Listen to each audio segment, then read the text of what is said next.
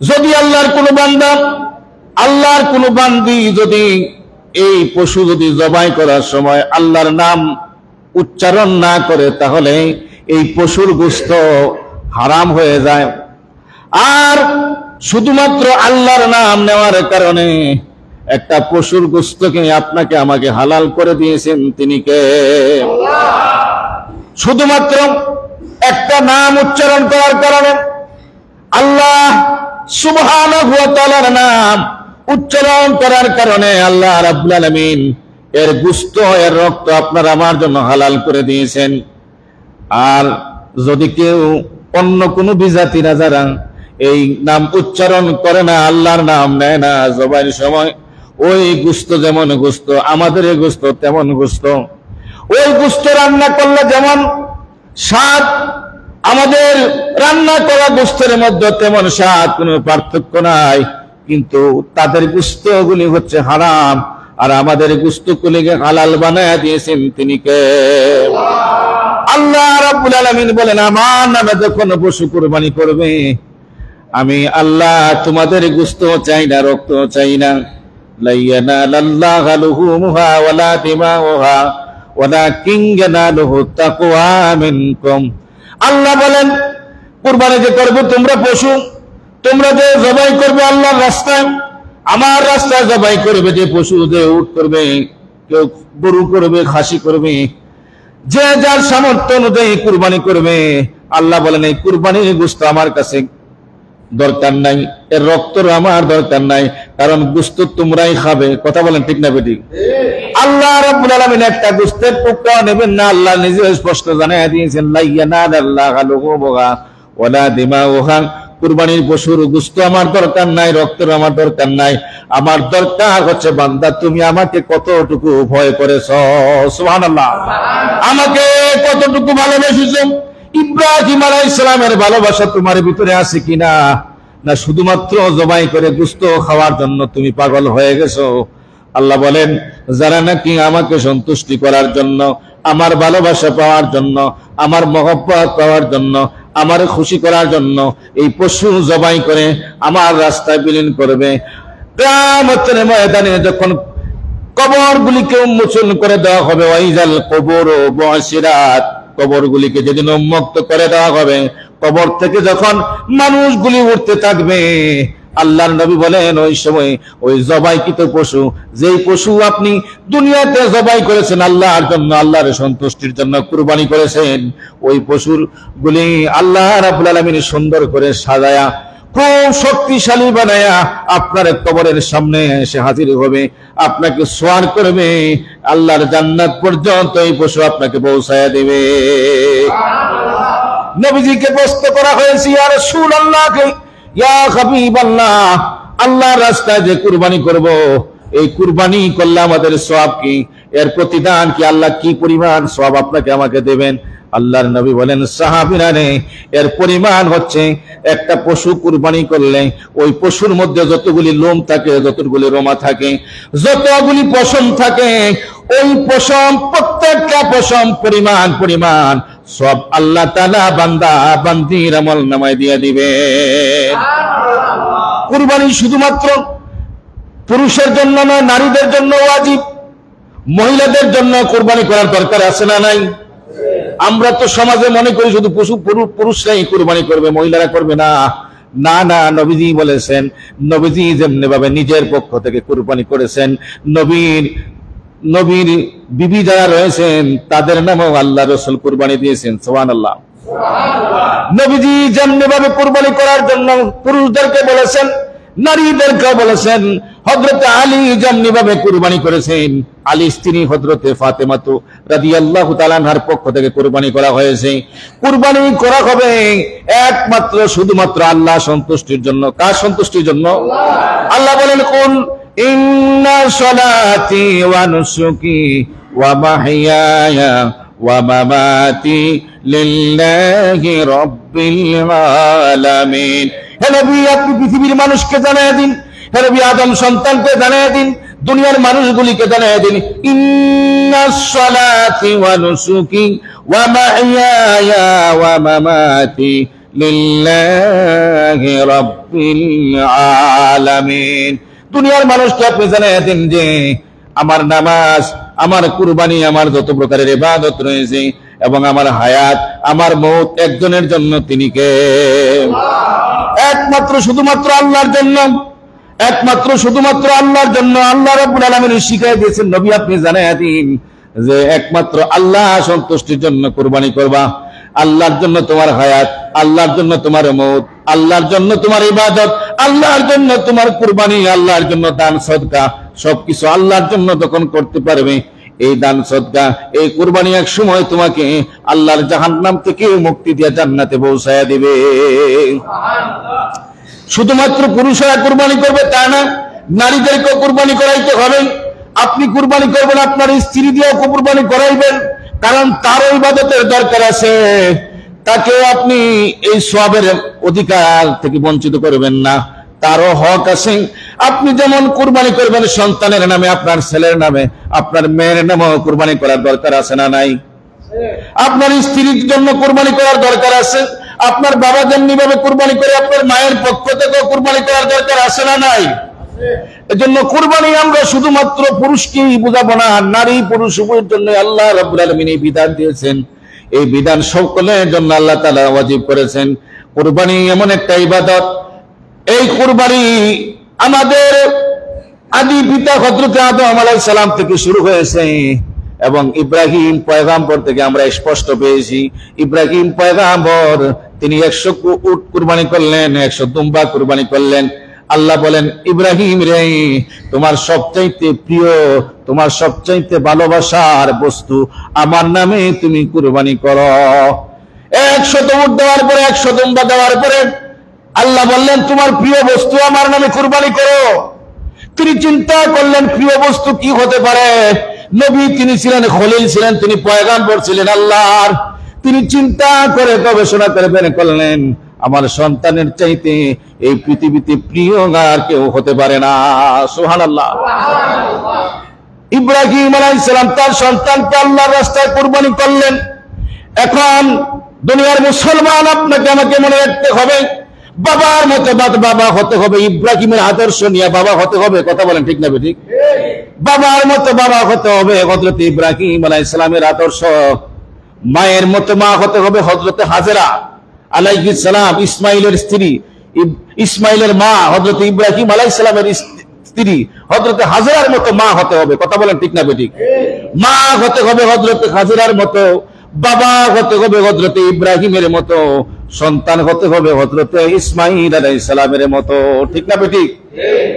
এই পরিবার যদি আপনার হতে পারেন, আপনি যদি ইব্রাহিমের সুন্নতকে টিকিয়ে রাখতে পারেন, আপনি যদি ইব্রাহিম আলাইহিস সালামের সুন্নতের উপরে টিকে রাখতে পারেন, আপনার স্ত্রী যদি হযরত হাজেরা আলাইহিস সালামের আদর্শ যদি জীবনে বাস্তবায়ন করতে পারে, যেমন ত্যাগ স্বীকার করেছিলেন হযরত হাজেরা, যেমন ত্যাগ স্বীকার করেছিলেন হযরত ইসমাইল আলাইহিস সালাম, যেমন ত্যাগ স্বীকার করেছেন হযরত ইব্রাহিম আলাইহিস সালাম, এমন পরিবার যদি আপনি গঠন করতে পারেন, এমন পরিবার যদি আপনি বানাইতে পারেন, এমন স্ত্রী যদি আপনার হয়, এমন বাবা যদি আপনি হতে পারেন, এমন সন্তান যদি আপনার হয়, এই পরিবারটা হবে দুনিয়ায় থাকাকালীন আল্লাহর জান্নাতের পরিবার। ঠিক না ঠিক? এই জন্য আমরা একমাত্র শুধুমাত্র কুরবানি করবো আল্লাহর জন্য। শরীকে দ্বারা কুরবানি করবেন, 5 জনে করেন, 7 জনে করেন, 3 জনে করেন, কিন্তু খেয়াল রাখতে হবে, মনে রাখতে হবে, কুরবানি আমরা শুধুমাত্র কেবলমাত্র একজনকে সন্তুষ্টি করার জন্য করব। তিনি কে? আল্লাহকে সন্তুষ্টি করার জন্য প্রত্যেকের মনে থাকতে হবে, প্রত্যেকের অন্তরে থাকতে হবে আল্লাহ। ইব্রাহিম পয়গম্বর শুধু পশু কুরবানি করে নাই, তার সন্তান কুরবানি করেছে। আল্লাহ, আমরা তো সন্তান কুরবানি করতে পারতাম না, যদি এই পশু যদি আমাদের বিধান না হতো আমরা বিপদে পড়ে যেতাম। আল্লাহ যেহেতু এই পশু ইব্রাহিম আলাইহিস সালামের মাধ্যমে আমরা পেয়েছি, আল্লাহ শুধুমাত্র আপনার সন্তুষ্টির জন্য, আপনার ভালোবাসা পাওয়ার জন্য, আপনার জাহান্নাম থেকে মুক্তি পাওয়ার জন্য, আল্লাহ আপনার জান্নাত পাওয়ার জন্য আমরা এই কুরবানি করব। কথা বলেন ঠিক না ঠিক? বৎসরে আপনি যাদেরকে আল্লাহ তাআলা সম্পদ দিয়েছেন, অর্থ দিয়েছেন, টাকা দিয়েছেন, মালিক বানিয়েছেন, ধন দৌলতের মালিক বানিয়েছেন আল্লাহ তাআলা, বৎসরে যে কোনো দিন আপনি গরুর গোশত আপনি খরিদ করে খাওয়ার মতো ক্ষমতা আছে না নাই? যাদের লক্ষ লক্ষ টাকা ইনকাম আছে, মাসে 1 কেজি গরুর গোশত 800 টাকা দিয়ে খাওয়া তার ব্যাপার না। কথা বলেন ঠিক না বেঠিক? 800 টাকা দিয়ে 1000 টাকা দিয়ে 1 কেজি গরুর গোশত খাইতে তার জন্য লাগবে না।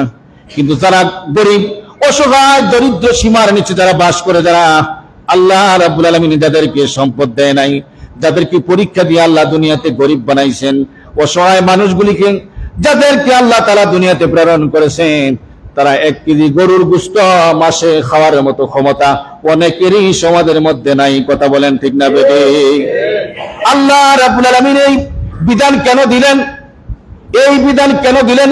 এই গোশতের বিধান কেন দিলেন? প্রত্যেকেই যাদেরকে সম্পদ দিয়েছেন কেন কুরবানি করবেন, এর বিধান দেওয়ার মালিক হচ্ছে আল্লাহ রাব্বুল আলামিন। দুনিয়ার মানুষকে বুঝাইতেছেন, ও অট্টালিকার মালিকেরা, ও সম্পদশালীরা, যাদেরকে আমি সম্পদের অধিকার করে দিয়েছি, যাদেরকে বাড়ি বানায় দিয়েছি, বাড়িওয়ালা বানাইছি, সম্পদশালী বানাইছি, ব্যাংকে টাকা আছে, তোমার ব্যবসা বাণিজ্য আছে, চাকরি আছে, তোমার বড় বড় ইনকাম আছে, কিন্তু তোমার প্রতিবেশী অনেকে অসহায় আছে, গরিব আছে।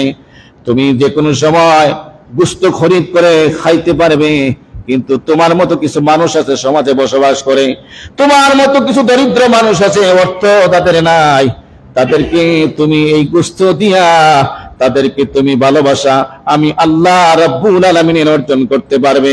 সুবহানাল্লাহ। সমাজে এমন মানুষ আছে বিগত বছর কুরবানি করছে, এই বছর করতে পারবে না। কথা বলেন ঠিক না বেঠিক? আবার গত বছর দিতে পারে না, এই বছর কুরবানি করবে। এরকম সমাজে হয় কি হয় না? এরকম হয়। 1 বছর কুরবানি করেছে, পরের বছর কুরবানি করতে পারে না, ঋণ এবং ক্ষতিগ্রস্ত হয়ে গেছে, ব্যবসায় দশ খাইছে, চাকরি নাই, যে কোনো সমস্যার কারণে বিগত বছর অর্থ ছিল, টাকা ছিল, কুরবানি করেছে, এই বছর দিতে পারে নাই। আবার বিগত বছর দিতে পারে না, এই বছর আল্লাহ দেওয়ার মতো তারে তৌফিক দিয়েছেন। এটাই হচ্ছে আল্লাহ রাব্বুল আলামিনের বিধান, এটাই হচ্ছে আল্লাহর পক্ষ থেকে বান্দার জন্য দয়া, এটাই হচ্ছে আল্লাহর পক্ষ থেকে বান্দার জন্য করুণা। এজন্য ভাইরা আমার, বন্ধুরা আমার, যারা কুরবানি করবেন আল্লাহর সন্তুষ্টির জন্য করবেন, আল্লাহর ভালোবাসা পাওয়ার জন্য, আল্লাহর সন্তুষ্টি পাওয়ার জন্য। অসহায় দরিদ্র মানুষ যারা আছে তাদেরকে ভালোবাসবেন, আল্লাহ আপনাকে ভালোবাসবেন। এবং এই কুরবানি আল্লাহর নৈকট্য লাভের জন্য, আল্লাহর ভালোবাসা পাওয়ার জন্য। এই কুরবানি শুধু পশু জবাইয়ের মাধ্যমে কুরবানি শেষ, এটাই না। এই পশু কুরবানি ছুরি দেওয়া মানে হচ্ছে আপনার জীবনের আচরণ, পশুত্বের মতো আচরণ যেগুলো আছে এগুলি বাদ দিতে হবে। আল্লাহু আকবার। আপনার ভিতরে যে পশুর আচরণ আছে, অন্যের জমি দখল করেন, সুদ খান, ঘুষ খান, এবং আপনি বাড়ি দখল করেন, অন্যের জমি দখল করেন, এবং গরিবের হক নষ্ট করেন, আত্মীয় স্বজনের হক নষ্ট করেন, পাড়া প্রতিবেশীর হক নষ্ট করেন, এগুলি আপনার অন্তর থেকে চিরতরে বাদ দিতে হবে। পশু যেরকম আচরণ, পশু হালাল এবং হারাম চিনে না। কথা বলেন ঠিক না বেঠিক? আপনি যখন ছোটবেলা দেখছি অগ্রহায়ণ মাসে খুব সুন্দর ধান হয়েছে, যখন ধান ক্ষেতের আইল দিয়া যখন আপনার গরু নেওয়া হয়, গরুর মধ্যে একটা মুখোশ পরানো হইতো। কথা বলেন ঠিক না বেঠিক? কারণ হচ্ছে এই গরুর মুখোশ না থাকলে এই গরু যে কোনো মানুষের ধান খেয়ে ফেলবে, কারণ তার মধ্যে কোনো ইনসাফ নাই, হক এবং হালাল বা হারাম নাই, কারণ সে পশু, সে পশু। এজন্য তার ভিতরে কোনো বিবেক কিছু বিবেচনা নাই, কোনটা আমার আর কোনটা কার, কোনটা হক কোনটা হালাল এটা সে বোঝে না, কোনটা হারাম সে বোঝে না। তো সুতরাং তাকে রাস্তা দিয়ে নেওয়ার যখন নিয়ে যাওয়া হতো, মুখে মুখোশ পরে দেওয়া হতো যে অন্যের জমিতে যেন মুখ না দেয়, অন্যের জমির ধান যেন নষ্ট না করে। এটা হচ্ছে পশুর আচরণ।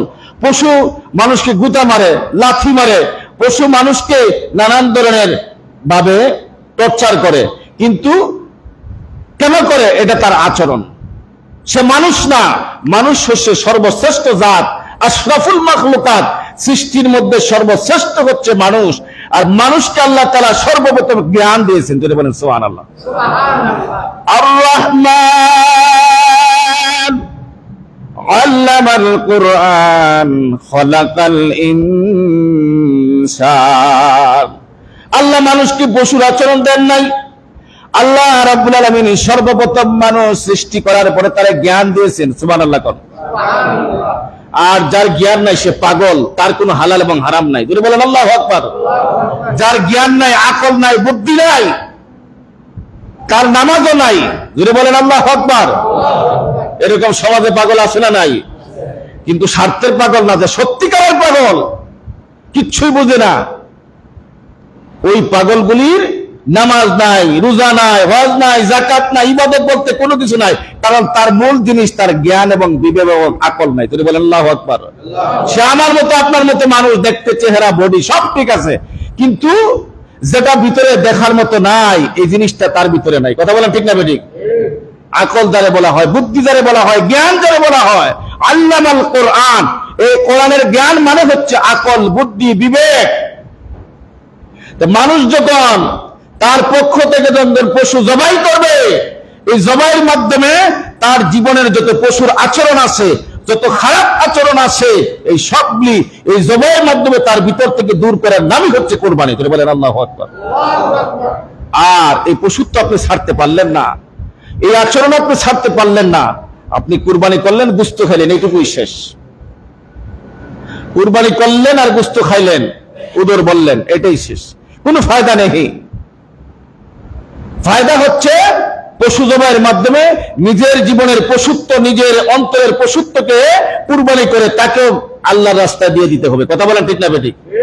অন্তর থেকে কুলসিত সব বাদ দিয়ে দিতে হবে।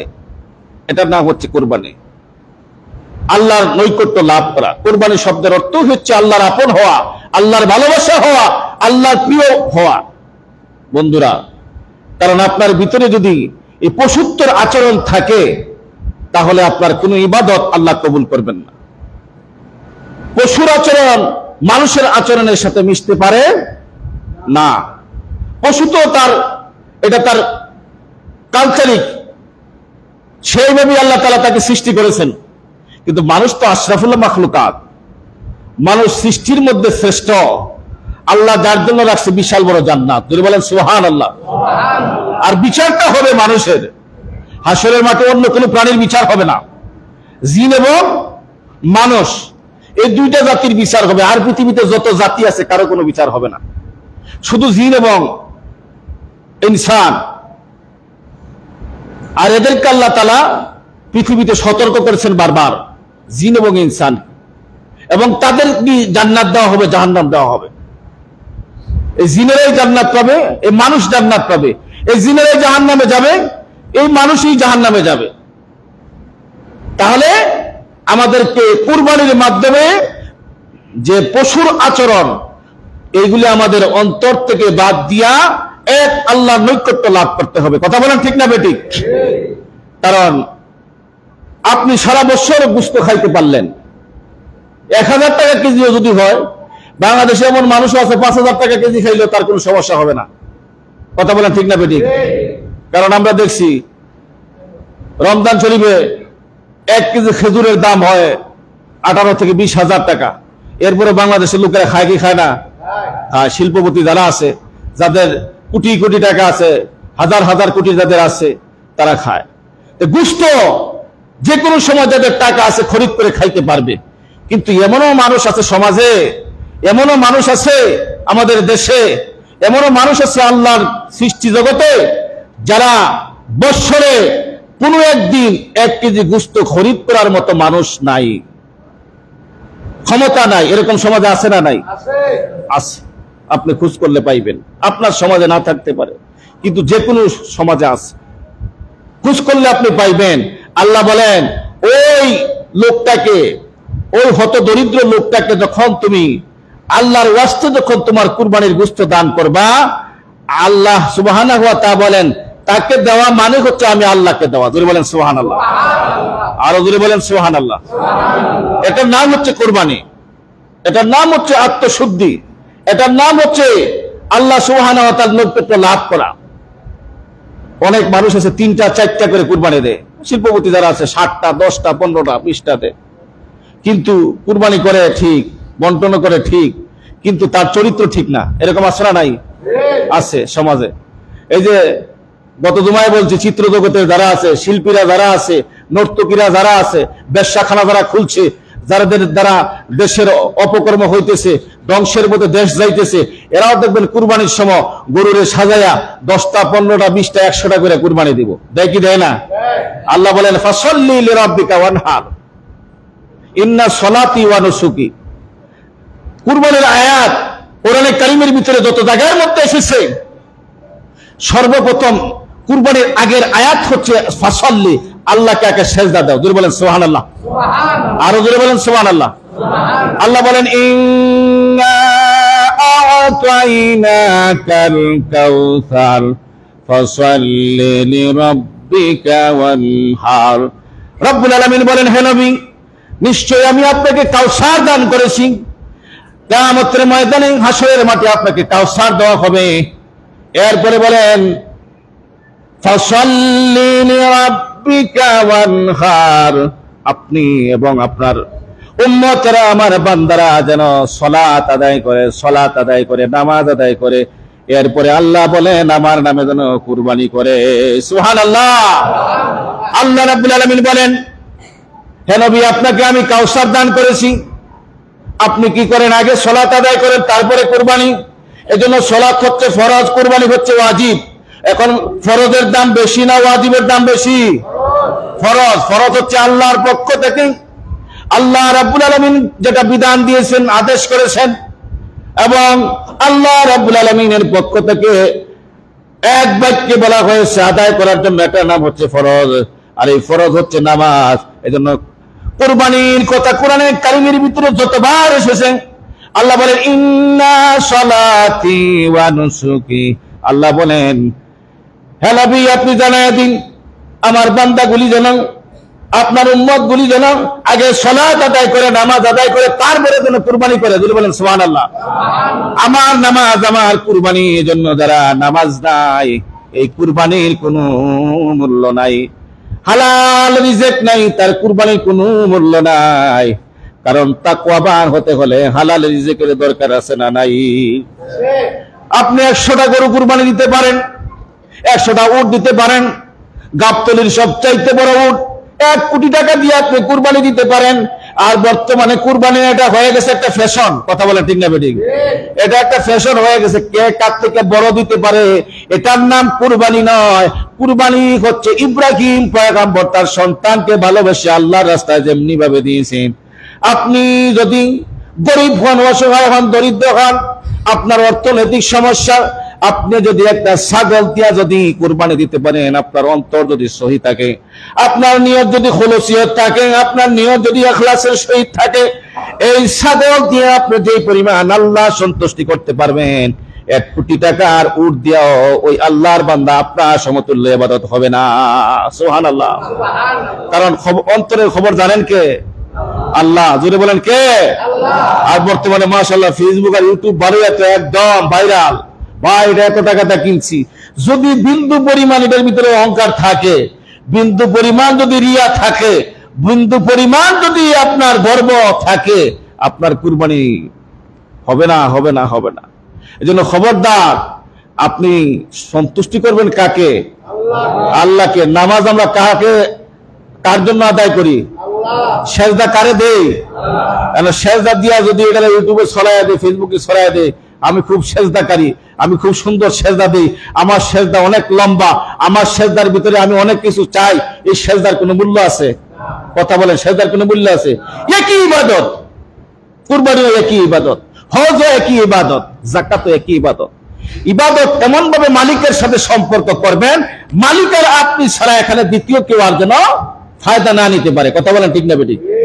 মালিক আপনি, মালিকের ইবাদত করবেন, মালিকের গোলাম আপনি, আপনি গোলাম, তিনি হচ্ছেন মালিক। গোলাম মালিককে সেজদা দিবে, গোপনে যত দিতে পারে তত বেশি ফায়দা লাভ করতে পারবে। কথা বলে ঠিক না বেঠিক? প্রত্যেকটা ক্ষেত্রে ইবাদত প্রকাশ করার কথা নয়। ইবাদত যত আপনি আন্ডারগ্রাউন্ডের ভিতরে রাখতে পারবেন, ইবাদত যত আপনি পর্দার ভিতরে রাখতে পারবেন, ফায়দা আপনাকে আমাকে বাড়ায় দিবেন তিনি কে? আল্লাহ। আর যত এটারে আপনি ভাইরাল করতে চাইবেন, যতটা মানুষকে দেখাইতে চাইবেন, যতই আপনি লোককে দেখাইতে চাইবেন, এটার মর্যাদা ততই কমে যাবে। কথা বলেন ঠিক না বেঠিক? কথা বলেন ঠিক না বেঠিক? মহিলারা আপনার রাস্তায় যত উলঙ্গ হয়ে চলবে, এটার দাম বেশি না যারা বোরকা পরে চলে তার দাম বেশি? বোরকা হিজাব করে যে রাস্তায় বের হবে তাকে কোনো ছেলে, কোনো যুবক, কোনো পুরুষ তাকে ভাবি বলবে না। কথা বলে ঠিক না বেঠিক? ভাবি বলবে না, জীবনে কোনোদিন তাকে ভাবি বলবে না। আর যখন আপনি যখন অর্ধলঙ্গ হয়ে যখন রাস্তায় বের হবে তার দাম থাকবে না। তাকে যে কোনো মানুষ, যে কোনো ছেলে তাকে নিয়ে ফিটকারি মারবে, টিটকারি মারবে, ইফতেজিং করবে। কথা বলে ঠিক না বেঠিক? আর যখন হিজাব পরে যখন একটা মহিলা যখন রাস্তায় বের হবে তার মর্যাদা, তার ইজ্জত বাড়ায় দিবেন তিনি কে? আল্লাহ। এটা আল্লাহর কথা। তেমনি ভাবে ইবাদতের ব্যাপারে আপনি যত পর্দার ভিতরে আপনার ইবাদত সীমাবদ্ধ রাখবেন, আপনার ইবাদতকে যত আন্ডারগ্রাউন্ডের ভিতরে রাখবেন, আপনার ইবাদতকে যত গোপনে রাখবেন তত আপনার মর্যাদা বাড়ায় দিবেন তিনি কে? আল্লাহ। এজন্য ভাইরা আমার, বন্ধুরা আমার, কুরবানি করবেন আল্লাহ সন্তুষ্টির জন্য। যাদেরকে আল্লাহ অর্থ দিয়েছেন, বিগত বছর দেন না, এই বছর দিয়েছেন, আবার এই বছর দিবেন, আগামী বছর দিবেন। মালিকের খেলাই হচ্ছে এটা। কথা বলে ঠিক না বেঠিক? মালিকের খেলাই হচ্ছে তাই। বিগত বছর কুরবানি দিছে, এইবার দিতে পারে না, আবার গত বছর দিতে পারে না, সে দেখা যায় এইবার দিতেছে। সমাজে হয় কি হয় না? হয়। এটাই হচ্ছে মালিকের খেলা। রিজিকের মালিককে আল্লাহু রাজ্জাকুন। আল্লাহর একটা নাম হচ্ছে রাজ্জাক। তিনি রিজিক দাতা। তিনি বান্দাকে রিজিক দিয়ে পরিপূর্ণতা দান করেন। যদি বলেন সুবহানাল্লাহ। এজন্য ভাইরা আমার, বন্ধুরা আমরা কুরবানি করব। কুরবানির গোশতগুলি আমরা যারা কুরবানি করবেন, সুন্দর নিয়ম আছে আপনাদের সমাজ, সুন্দর করে আপনার সমাজ বন্টন করে দেয়। আপনি 3টা ভাগ করবেন। এটা হচ্ছে আপনার সুন্নাহ, মুস্তাহাব সুন্নাহ হচ্ছে 3টা ভাগ করবেন। একটা ভাগ আপনার ঘরে রাখবেন। অনেক মানুষ আছে আল্লাহর বান্দারা দেখছি নিজের ঘরেরটাও রাখে না, অল্প রাখে এটাও দেয়া দেয়। যদি বলেন আল্লাহু আকবার। এই সকল বান্দার কারণে, এই সকল মানুষের কারণে এখনো আমরা পৃথিবীতে শান্তিতে বেঁচে আছি। কথা বলেন ঠিক না বেঠিক? ভালো মানুষ যে নাই তা না, ভালো মানুষ আছে না নাই? আছে, কিন্তু আমরা চিনি না, আমরা বুঝি না কে। আর ভালো মানুষ সে বলবে না আমি ভালো, আমি ভালো। সে চাইবে মালিক যেন তাকে ভালো বলে। কথা বলেন ঠিক না বেঠিক? মানুষের ভালো বলার কোন দরকার নাই, মানুষের সন্তুষ্টি করার দরকার নাই। মালিক যদি তাকে ভালোবাসে এটাই তার সবচাইতে বড় পাওয়া। কথা বলেন ঠিক না বেঠিক? অনেক মানুষ আমার জীবনে দেখছি স্ত্রীকে বলতেছে অল্প করে ঘরে রাখো, সবগুলি দিয়া দাও, আমরা তো সবসময় কিনা খাই। যদি বলেন আল্লাহু আকবার। অনেক মানুষ আমার জীবনে আমি দেখছি, আমাদের সমাজেও আছে, নাম বলবো না।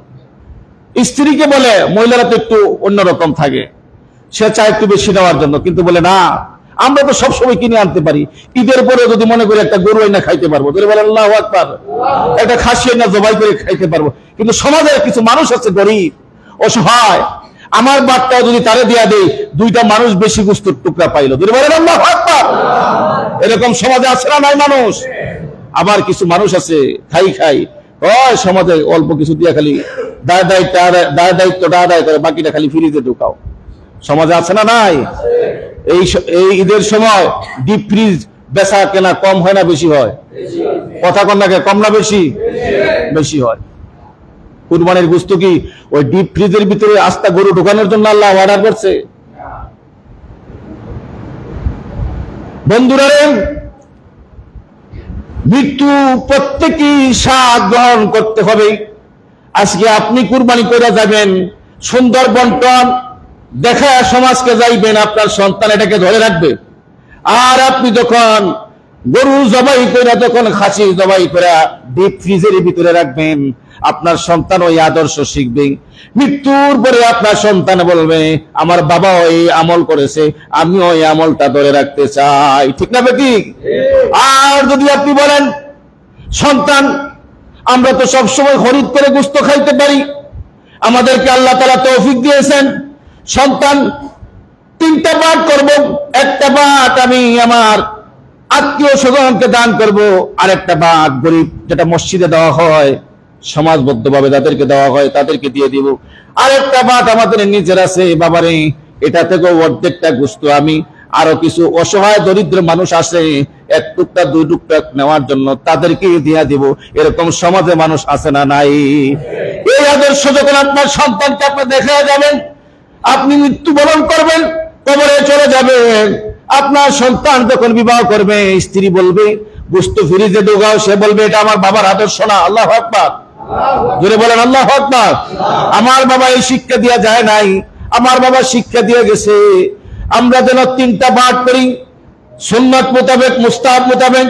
একটা বাট আমরা যেন আত্মীয় স্বজন যারা আছে তাদেরকে দেব, আরেকটা বাট আমরা আমাদের এলাকার যারা গরিব আছে, অসহায় আছে তাদেরকে দেব, আরেকটা বাট আমাদের জন্য রাখবো। কিন্তু আমার বাপ দেখছি সব সময়, আমার বাবা সব সময় দেখছি যে গোশতটা নিজের ছিল এটাও পরিপূর্ণ রাখে না, এর থেকেও কিছু গোশত মানুষকে, আল্লাহ তাআলার বান্দা বান্দিকে বিলায়া দেওয়ার জন্য সবসময় চেষ্টা করতেন। জোরে বলেন আল্লাহু আকবার।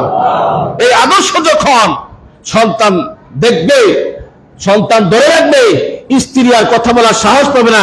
সেও এক সময় বুঝবে যে আমাদের তো অর্থ আছে, টাকা আছে, পয়সা আছে, যে কোনো সময় খরিদ করে খাইতে পারি, কিন্তু একটা গরিব মানুষকে যখন আহার করাবো আল্লাহ এটার প্রতি বেশি সন্তুষ্ট হবেন, আল্লাহ আমাদেরকে আরো নিয়ামত বাড়ায় দিবেন। জোরে বলেন সুবহানাল্লাহ। আল্লাহ তাআলা আমাদেরকে সেইভাবে এই কোরবানি করার মতো তৌফিক দান করুন। সকলে বলুন আমিন।